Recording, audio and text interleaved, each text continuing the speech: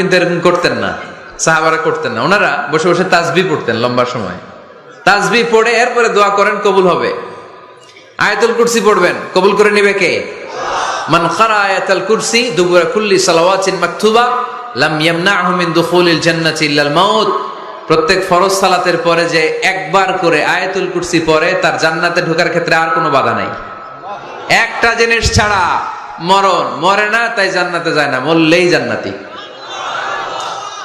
আরো জোরে পড়েন সুবহানাল্লাহ। কোরআন খতম করার পরে দোয়া করলে আল্লাহ দোয়া কবুল করে। হজের ময়দানে দোয়া করলে কবুল করে কে? আরাফাতের ময়দানে দোয়া কবুল হয়। তাওয়াফ করা অবস্থায় দোয়া করলে কবুল হয়। জামজামের পানি খেয়ে, মা উ জামজাম লিমা শুরিবালা, যেই নিয়তে জামজামের পানি খায় ওই নিয়ত কবুল করে কে? মুজদালিফায় দোয়া আল্লাহ কবুল করেন, মাতাফে কবুল করেন, মুলতাজামে কবুল করেন।